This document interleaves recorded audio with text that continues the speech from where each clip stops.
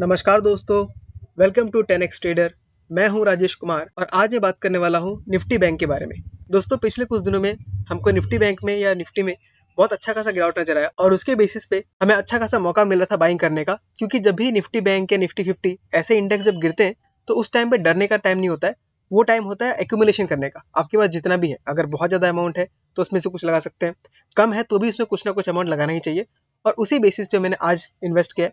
आप देख सकते हैं मैंने बैंक बीज खरीदा है, लगभग 25 क्वांटिटी। तो एवरेज बाइंग प्राइस मेरा 458 का था और 463 पे चल रहा है, यानी मुझे कुछ ही घंटों के अंदर लगभग 1.15% का प्रॉफिट मुझे हो चुका है। बैंक बीज बाय करने के बाद मेरे पास कुछ पैसे बच गए थे, तो मैंने उसमें हेल्दी बीज बाय किया ओनली 1 क्वांटिटी और फार्मा बीज बाय किया लगभग 13 क्वांटिटी। तो इसमें हल्का सा मुझे लॉस दिख रहा है 0.06 रुपीज का और 0.26 रुपीज का, लेकिन बैंक बीज ने मुझे अच्छा खासा प्रॉफिट दिया।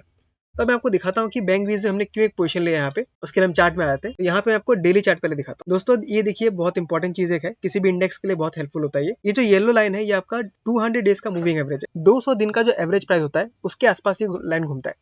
तो आप सोच के देखिए, अगर कोई भी स्टॉक या कोई भी इंडेक्स अगर 200 दिन के मूविंग एवरेज के पास आता है, यानी कि वो बहुत अच्छा खासा हमें सपोर्ट के पास मिल रहा है और हम वहां बाय कर सकते हैं। इसको अगर हम बैक टेस्ट करके देखें तो आप देख सकते हैं कि जब जब ये 200 डीएमए के आसपास आया है, उस टाइम पे जब भी बाय करेंगे तो 80% चांसेस आपका रहेगा प्रॉफिट बनने का और बहुत अच्छा प्रॉफिट बनने का।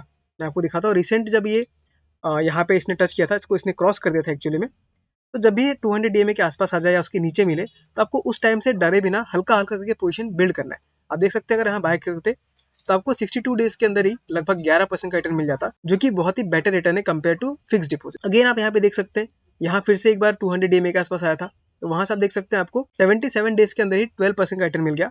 ऑफकोर्स आगे और भी रिटर्न मिला है, लेकिन अगर हम 2 महीने में देखें तो कितना मिल सकता है। एक बार और यहाँ पे आप देख सकते हैं 200 डीएमए काफी क्लोज पहुंच चुका था, वहां से भी स्टॉक ने हमको सिर्फ 77 डेज के अंदर ही 16% का रिटर्न दिया, जो कि बहुत ही बढ़िया रिटर्न है। अब यहाँ पे देखिए दोस्तों क्या है, इस जगह पे स्टॉक ने बैंक निफ्टी ने 200 डीएमए का सपोर्ट तो लिया, लेकिन रिटर्न बहुत ज्यादा नहीं मिला। 14 डेज के अंदर 4% का रिटर्न मिला, फिर स्टॉक नीचे आ गया।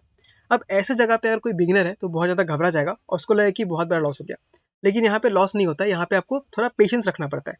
अब देखिए यहाँ पे फिर से हमें 200 डीएमए के नीचे मिल रहा है, यहाँ फिर से बाय कर लेते तो आपको 25 डेज के अंदर ही 12% का रिटर्न मिल जाता, जो कि अगेन एक अच्छा खासा रिटर्न है। आप यहाँ पे देख सकते हैं यहाँ पे फिर से 200 डीएमए के आसपास आया था। अगर आप यहाँ बाय कर लेते तो स्टॉक आपको वहां से 12% नीचे मिलता, लेकिन अगेन बात वही है, क्योंकि ये इंडेक्स है तो आपको यहाँ घबराने की बात नहीं है। इस जगह पे आप फिर से एवरेजिंग करेंगे। आप देख सकते हैं इस जगह फिर से एवरेजिंग करते आप या नया बाय करते तो फिर से आपको 28 डेज के अंदर ही लगभग 30 डेज के अंदर आपको 20% का रिटर्न मिल गया। तो बैंक भी क्योंकि बहुत ज्यादा वॉलेटाइल है तो उसका रिटर्न भी काफी अच्छा खासा मिलता है।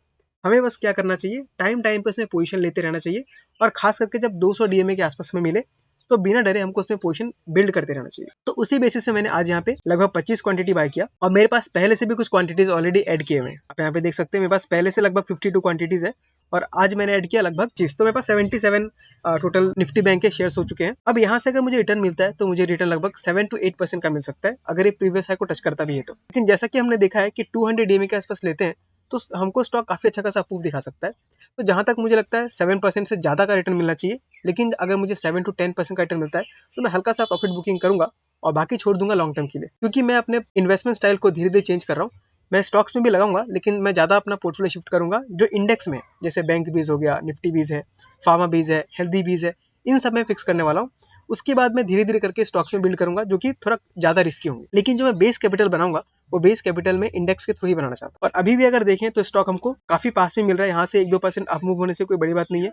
यहाँ भी अगर हम पोजीशन लेते हैं तो हमको अच्छा खासा प्रॉफिट हो सकता है कुछ महीनों के अंदर, जो कि बिल्कुल ही रिस्क फ्री हो। तो ठीक है दोस्तों, आपको अगर ये वीडियो अच्छा लगा तो इस वीडियो को लाइक कर दीजिए। अगर आप कुछ जानना चाहते हैं तो कमेंट करके बताइए, मैं आपको डाउट्स को क्लियर करने का ट्राई करूंगा। और अगर आप भी ETF में ट्रेड करके पैसा कमाना चाहते हैं, जो कि काफी सेफ है और रिटर्न हमें भले ही थोड़ा कम मिलता है, बट सेफ्टी के साथ हमारा कैपिटल ग्रो करेगा, तो इस चैनल को सब्सक्राइब कर लीजिएगा, क्योंकि ऐसे वीडियोस मैं टाइम टू टाइम बनाते रहता हूँ। साथ ही साथ आप हमारा टेलीग्राम चैनल भी ज्वाइन कर सकते हैं, जो कि बिल्कुल ही फ्री है। लिंक आपको डिस्क्रिप्शन में मिल जाएगा। ठीक है दोस्तों, आज की वीडियो में इतना ही। मिलते हैं अगले वीडियो में किसी अगले स्टॉक के साथ। तब तक के लिए tata, bye bye, take care.